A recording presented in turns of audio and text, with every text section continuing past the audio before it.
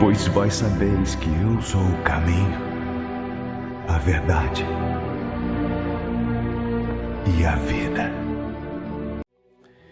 Agora, um fato triste que aconteceu nesses últimos dias foi uma polêmica um pouco, a meu ver, um pouco gratuita, do pastor Silas Malafaia com o Dom Henrique Soares da Costa. Veja, o pastor Silas Malafaia ficou perplexo diante de um ensino do Dom Henrique, em que o Henrique, gravando um vídeo ali para alguns amigos que estavam ali presentes, ele estava falando para um grupo de jovens, os jovens gravaram aquilo, e ele falando aquilo que é a doutrina católica, que sempre foi a doutrina católica a respeito das Sagradas Escrituras. O pastor Silas Malafaia reagiu. Eu não sei se, assim, o que é que me causa mais surpresa, né?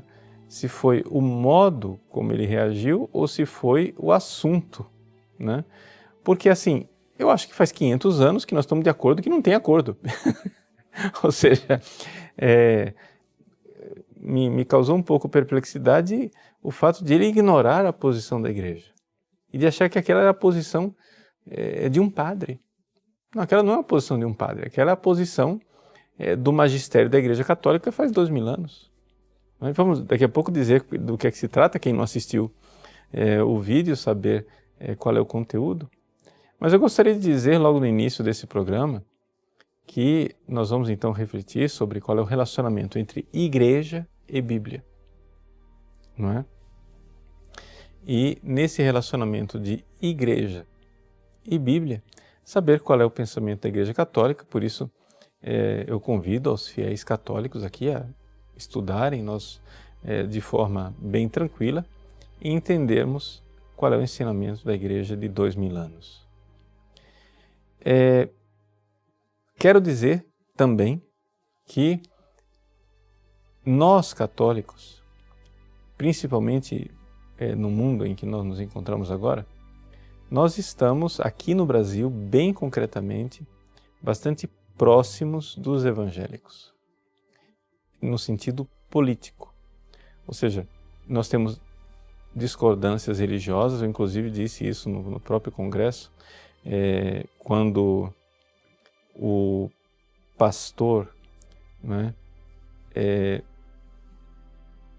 Silas Malafaia coloca ali toda essa perplexidade dele eu acho que isso tudo só cria dificuldades de nós mantermos um relacionamento sadio. Quando eu estive no Congresso, eu vejo claramente às vezes que a gente tem que lutar pela família, quando tem que lutar pela vida. Quantas e quantas vezes a bancada evangélica é uma aliada bastante forte, bastante importante para nós, e eu acho que ficar agora jogando pedra uns nos outros, né, não vai ajudar em nada. Eu acho que a gente tem que, com clareza, saber que nós não temos um acordo com relação a isso. Ou seja, não há acordo entre a Igreja Católica e a Igreja Evangélica. Está muito bem, vamos nos respeitar mutuamente, mas saber que os nossos inimigos, ou seja, os inimigos do cristianismo, estão bem unidos contra nós. E se nós não nos unirmos politicamente para defendermos o cristianismo como um todo, eles vão vir com o trator em cima de nós. Então, eu acho que não é conveniente, não é oportuno nós ficarmos agora com rixas desnecessárias. Agora, claro, dentro do debate teológico, as coisas podem acontecer. Bom, qual é então a doutrina da Igreja com relação a essa realidade da Bíblia e da Igreja Católica? De onde veio? Quem veio antes, né? Como se fosse um debate assim, foi o ovo ou foi a galinha? Quem veio antes? Veio a Igreja ou veio a Bíblia? O Dom Henrique Soares da Costa colocou com grande clareza que há uma precedência da Igreja. Ou seja, antes da Bíblia existe a Igreja. E por que é que antes da Bíblia existe a Igreja? Por uma razão muito simples. Porque a Igreja Católica, né, compreende que nós só aceitamos a autoridade das Sagradas Escrituras exatamente porque é o que foi recebido pela tradição da Igreja e pelo magistério. Vejam, aqui vamos colocar as coisas com clareza. Veja só, o pastor Silas Malafaia comete um grave erro de lógica. Aquilo que a gente chama de o sofisma do termo médio. Qual é o silogismo, qual é o raciocínio do pastor Silas Malafaia? É o seguinte: Jesus é a palavra de Deus. Jesus é anterior e é mais importante do que a igreja. Conclusão: a palavra de Deus é anterior e mais importante do que a igreja. Sim, só que acontece o seguinte: o problema é que, uma vez você considera a palavra de Deus como sendo o Verbo eterno, a segunda pessoa da Santíssima Trindade, e outra vez você considera a palavra de Deus como um livro, as Sagradas Escrituras. Ora, é evidente que isso aqui é um sofisma. É evidente que todos os católicos estão de acordo com os evangélicos quando nós dizemos que a palavra de Deus, a segunda pessoa da Santíssima Trindade, que se encarnou, é muito mais importante do que a igreja, porque ele é a cabeça da igreja, ele é a origem da igreja, e sem Jesus Cristo não haveria igreja. Sem a palavra de Deus não haveria igreja. Mas nós não estamos discutindo a respeito da palavra de Deus. Se você for prestar atenção no vídeo do Dom Henrique, o Dom Henrique não usa a expressão palavra de Deus, ele usa Bíblia, ele usa Sagrada Escritura, não é? Portanto, não vamos aqui confundir as coisas, não é? Ou seja, a igreja, ela nasce da palavra de Deus, porque a palavra de Deus é uma pessoa. Essa pessoa é Jesus Cristo. Então a igreja nasce da palavra de Deus, que é Jesus Cristo. Ele é o esposo da igreja. E, portanto, a igreja divina, né, que saiu do peito aberto de Cristo, como Eva saiu, né, do lado de Adão, a igreja, ela realmente tem essa realidade de dependência do Cristo. Mas acontece que Jesus morreu, ressuscitou, subiu aos céus, enviou o Espírito Santo, veio à igreja em Pentecostes e Jesus não deixou nenhuma linha escrita. Eu tenho aqui uma cópia grega, original grego, do Novo Testamento. Aqui estão, nesse livrinho aqui, estão os 27 livros do Novo Testamento.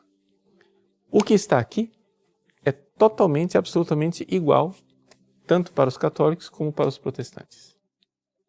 Não há nenhuma discussão a respeito dos 27 livros do Novo Testamento. Tanto católico como protestante aceitamos os 27 livros do Novo Testamento. Portanto, eu vou deixar de lado a discussão a respeito do Antigo Testamento. Por quê? Porque nós, católicos, pegamos uma lista que é mais parecida com a lista da Septuaginta e os protestantes pegaram a lista judaica. Não vamos entrar nessa discussão aqui, vamos ficar aqui. Vamos resumir a nossa conversa aqui, né? Para você católico ficar sabendo. Estes 27 livros que estão aqui, para nós católicos, são idênticos aos 27 livros das Bíblias protestantes. Estamos falando só do Novo Testamento. Ora, quando Jesus subiu aos céus, ele não deixou uma linha escrita. A única notícia que nós temos que Jesus escreveu alguma coisa foi na esplanada do templo, em que ele traçou na areia alguma coisa lá, mas aí o vento levou, pronto, acabou. O que Jesus escreveu, nós não temos. Portanto, o que nós temos é um livro que não foi escrito por Jesus.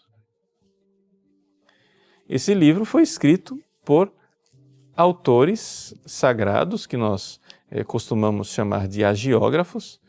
Por exemplo, o primeiro livro que está aqui, a tradição diz que foi escrito por Mateus. Katamataion é o primeiro evangelho. O segundo evangelho foi escrito por Marcos. Katamarkon, segundo Marcos. O terceiro, escrito por Lucas. Katalukan. O quarto, e assim por diante, né? Ioannem, e aí vai até os 27 livros, até chegarmos no Apocalipse. Pergunta: quem disse que esses 27 livros são os livros inspirados por Deus? Jesus não foi, porque não tinha nenhum escrito quando Jesus estava aqui nesse mundo. Ok? Quem foi que disse? Ah, não, isso foi uma inspiração divina, não foi nenhuma autoridade humana quem definiu esses 27 livros, essa é a resposta que os protestantes dão. Não foi nenhuma autoridade humana, foi a inspiração divina. Sim, mas a inspiração divina inspirou quem? Quem? Quem? As pedras, as flores do campo, as árvores, os chimpanzés da África? A inspiração divina inspirou quem? Ah, foi uma unanimidade. Não é a verdade histórica. O pastor Silas Malafaia, me desculpe, o senhor perde até um pouco assim a moderação e diz, porque quando o povo descobrir a palavra... Bom, o povo tem acesso à palavra. As Bíblias estão aí nas bibliotecas, nas livrarias, quase toda casa tem uma Bíblia. O povo não precisa descobrir a Bíblia. O que o povo precisaria descobrir é a história da Bíblia, e é isso que está escondido do povo. O que o povo precisa descobrir é que a Bíblia não caiu do céu de paraquedas. Não é? Como foi que apareceram esses 27 livros? Quem fez essa lista? Foi uma batalha das mais encaniçadas durante séculos. Nos primeiros séculos da igreja, havia os gnósticos, que queriam introduzir muito mais do que esses 27 livros. Queriam colocar, por exemplo, qual é o grande trunfo do Dan Brown no seu Código da Vinci? É que ele está escandalizando as pessoas. Porque, imagina, havia outros evangelhos. Havia o evangelho de Maria Madalena. E a Igreja Católica jogou fora. Vejam. Sim, e daí? Nós católicos sabemos disso há 2000 anos. É evidente que havia muito mais evangelhos do que esses 4 que estão aqui. Havia o evangelho de Maria Madalena, o evangelho de Tiago, os evangelhos da infância, havia o evangelho carpocraciano de São Marcos, havia tantos outros evangelhos. Outras epístolas, como a epístola de Barnabé, outros atos dos apóstolos, não é? E não entraram na Bíblia. Mas não entraram na Bíblia por quê? Os gnósticos, eles queriam colocar tudo isso dentro da Bíblia.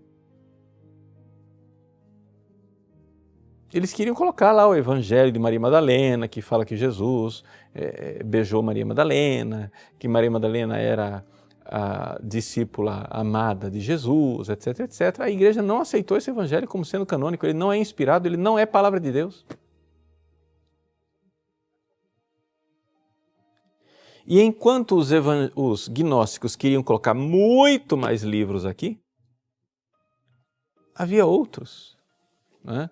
Como os marcionitas, que seguiam o herege Marcião, que queriam tirar. Eles queriam, não era 4 evangelhos, eles só aceitavam o evangelho de Lucas. E ainda com censuras, ainda tiravam uns pedaços de Lucas. Aceitavam só as cartas de São Paulo e o resto jogaram fora. Então, quer dizer, se fosse por Marcião, seriam muito menos livros. Se fosse pelos gnósticos, seriam muito mais livros. E esse debate, esse arranca-rabo, essa disputa, né, ela foi uma disputa encaniçada durante séculos. vamos lá. Você, fiel católico, me diga, quem foi que fez a lista dos 27 livros do Novo Testamento? Eu não estou querendo entrar no debate do Antigo Testamento, porque levaria a gente muito longe, essa história lá, debate com os protestantes. Vamos ficar no acordo, nós estamos de acordo. Todos, absolutamente todos os católicos, absolutamente todos os ortodoxos, absolutamente todos os protestantes da face da terra, todos os que se dizem cristãos, todos, absolutamente todos, aceitam os 27 livros do Novo Testamento sem discordar. Essa unanimidade veio da onde? Já que nos primeiros séculos havia um grande debate. Não me venha dizer que foi uma unanimidade que os apóstolos, bingo, iluminados, disseram, é isso. Não. Se você for ver, nas primeiras listas canônicas, por exemplo, o livro do Apocalipse quase não estava presente, porque em muitos lugares era tido como um livro herético. A segunda e a terceira carta de São João quase não entrou. Em compensação, havia um outro livro, o Pastor de Hermas, que era muito popular e era lido em muitos lugares. E aceito como sendo um livro bíblico. Então, quem foi? Essa é a pergunta que não quer calar. Ora, não há por onde escapar. Ou você crê que a igreja foi inspirada, a igreja foi inspirada para escolher esses 27 livros, ou então, de onde veio isso? Se houve tanto debate, se houve tantos séculos de disputas, onde a coisa só foi se esclarecer, né, no cânon do Novo Testamento, lá no final do século II, você encontra já algum fragmento ali, o fragmento de Muratori, tem uma lista parecida com a nossa, mesmo assim ainda não está completa. Você encontra algumas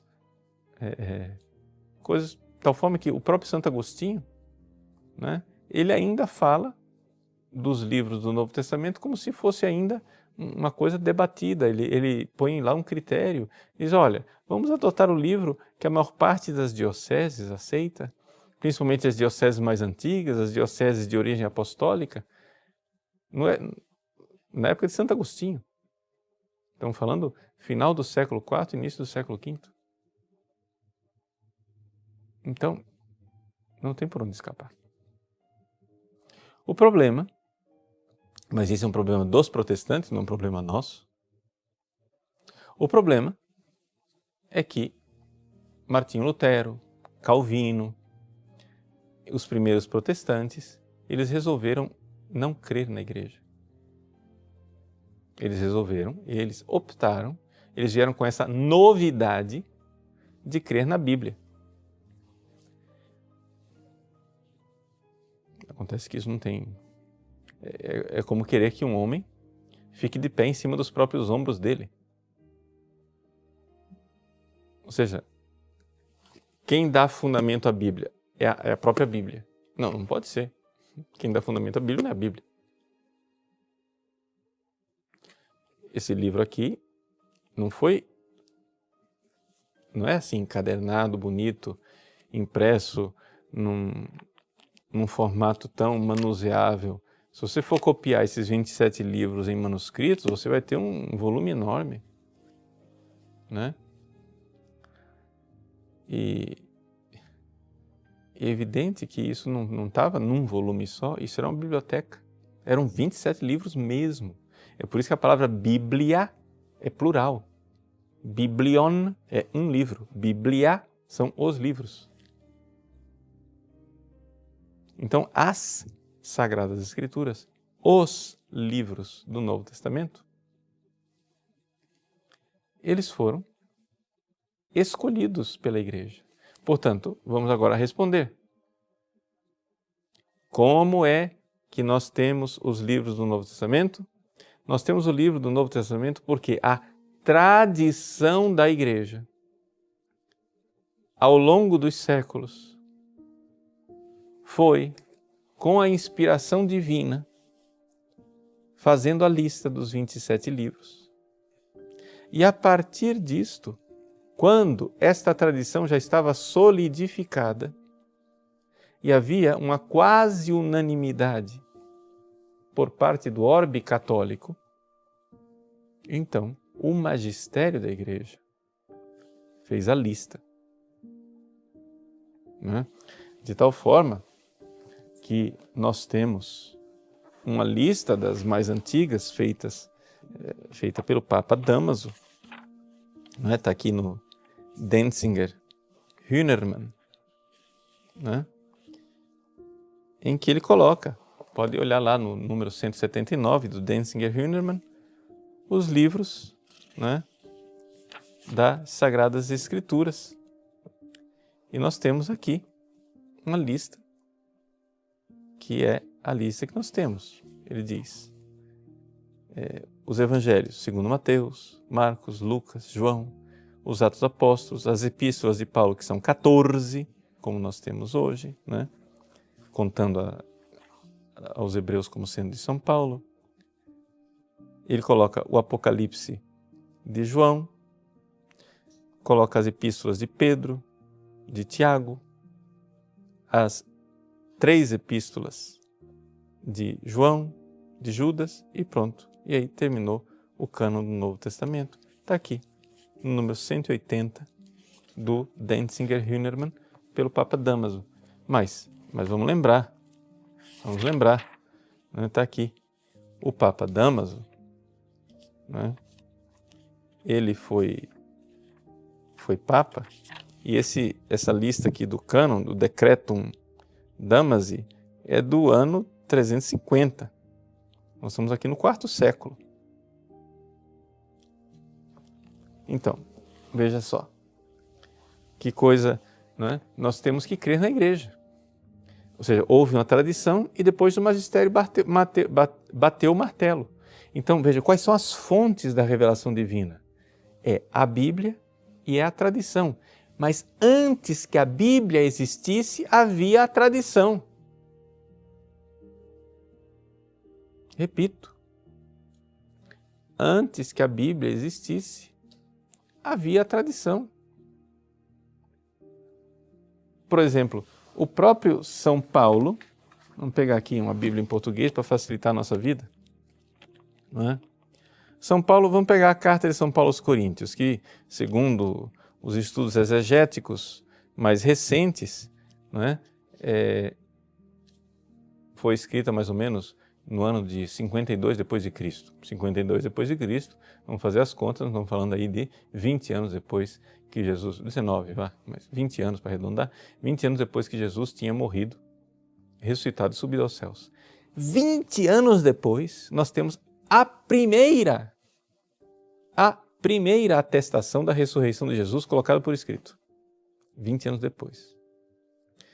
Então, olha lá, primeira carta de São Paulo aos Coríntios, capítulo 15.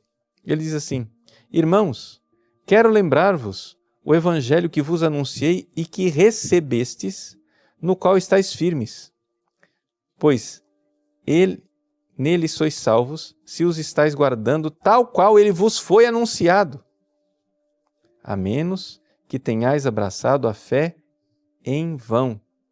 De fato, eu vos transmiti, antes de tudo, o que eu mesmo tinha recebido.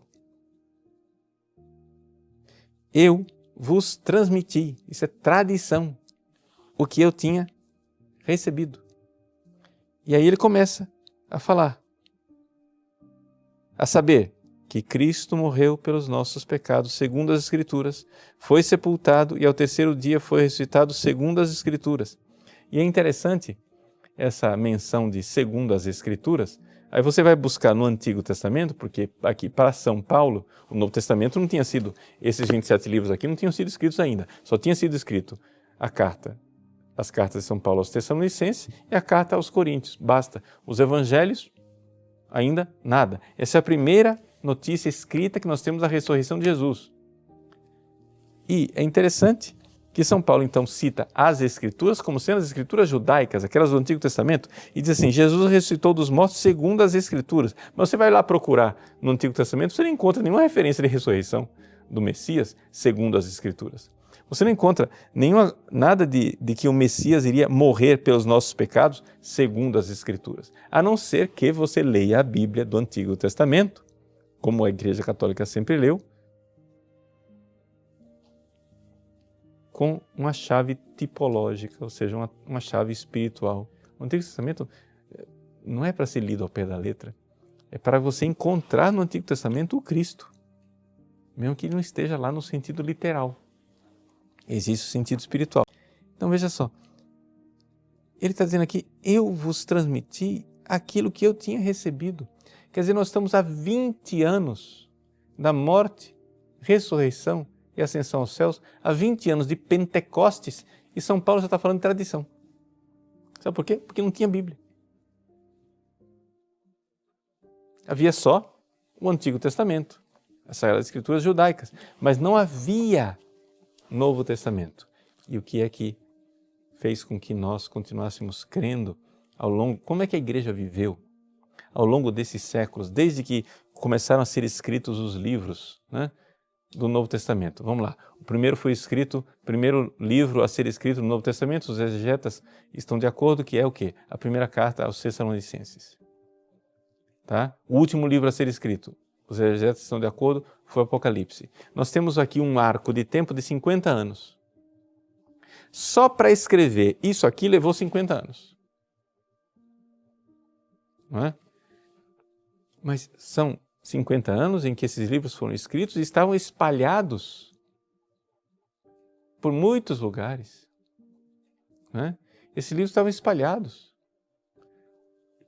São João escreveu o Apocalipse para as igrejas da Ásia. Né? Sei lá, Marcos escreveu o seu evangelho para a igreja de Roma. Lucas para a igreja dos gregos. E assim por diante. Então, o que é que acontece? As Sagradas Escrituras foram sendo escritas e estavam espalhadas por toda a bacia do Mediterrâneo. Agora imagine só que negócio, o negócio estava lá espalhado na bacia do Mediterrâneo, e para coligir isso tudo, e para fazer uma lista só, e para que tudo virasse um único cânon do Novo Testamento, levou quantos séculos? Só para escrever levou 50 anos, para terminar o debate levou pelo menos 2 séculos. Como é que a igreja viveu durante 2 séculos sem um Novo Testamento? Já se perguntou isso? Ou seja, nós estamos falando aqui da época de ouro, da época dos mártires, da época da igreja em que os mártires verdadeiramente derramaram seu sangue. Gente, a igreja dos mártires não tinha o Novo Testamento como nós o conhecemos. Tinha fragmentos, tinha um livro aqui, outro lá, espalhado. Já parou para pensar nisso? Ora, se é assim, se a igreja, no seu albor, se a igreja no seu início, se a igreja no seu momento mais próximo da fonte, se a igreja com aqueles luminares de santidade que eram os mártires, se a igreja com tantos e tantos, centenas, milhares de cristãos derramando seu sangue por fidelidade a Cristo, não tinha uma Bíblia para ler. Do que é que vivia esta igreja? Vivia da palavra de Deus.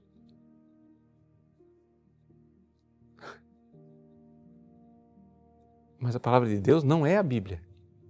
A palavra de Deus é o Cristo.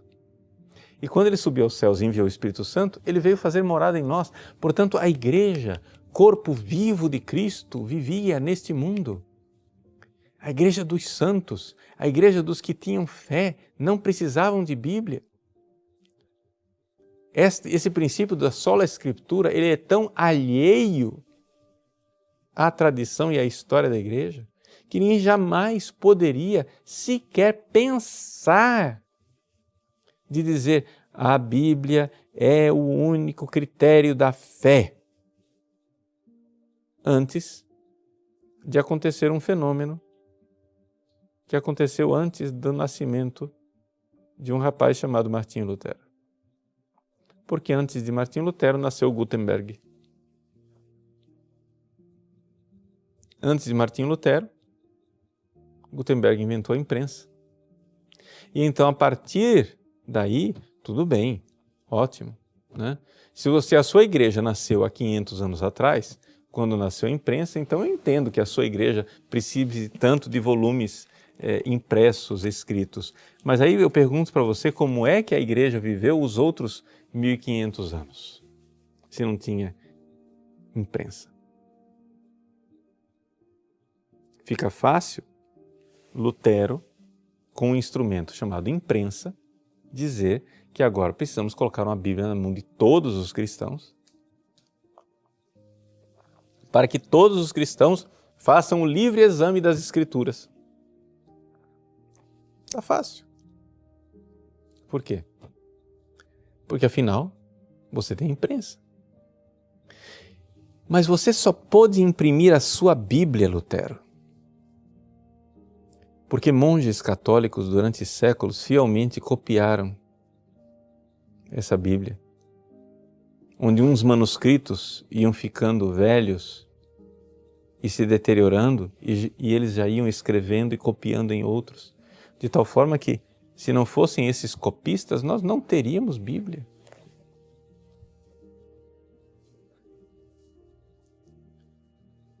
Então, é evidente que nós estamos aqui, né, diante de uma realidade. Não haveria Bíblia sem tradição. Não haveria igreja sem tradição. A Igreja Católica crê que a Bíblia, ela é um instrumento preciosíssimo para fazer com que nós conheçamos a Palavra de Deus. Gente, o que seria de nós sem a Bíblia? O que seria de nós sem a Bíblia? É um instrumento preciosíssimo, preciosíssimo, preciosíssimo, mas é um instrumento. Um instrumento para nós termos acesso àquilo que é a revelação divina que chega até nós pela Bíblia e pela tradição, pela Sagrada Escritura e pela tradição como fontes da revelação divina.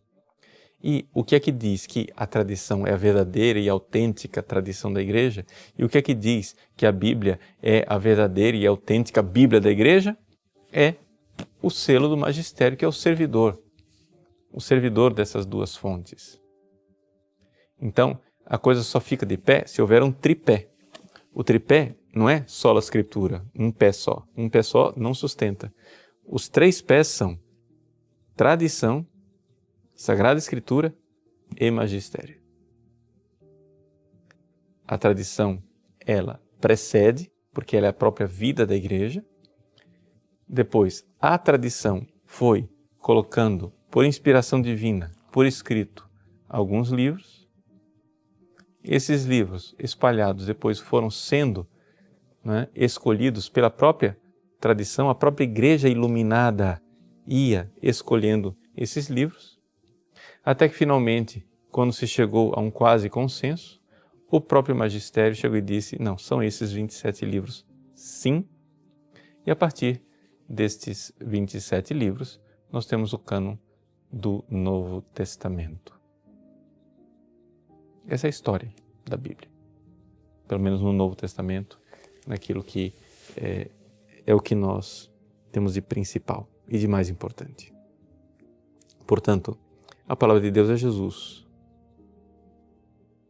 encarnado, o Verbo encarnado. A Sagrada Escritura é um instrumento para fazer com que nós possamos ter acesso a Jesus. Por quê? Porque Jesus vive nos membros da sua igreja. Ele está vivo nos membros da igreja. É por isso que no caminho de Damasco, São Paulo ouve de Jesus, Saulo, Saulo, por que me persegues? Mas Saulo não estava perseguindo Jesus? Absolutamente não. Jesus já estava no céu há muito tempo. Saulo estava perseguindo os cristãos. E Jesus diz: eu sou Jesus a quem tu persegues. Veja que coisa fantástica, não é? Eu sou Jesus a quem tu persegues.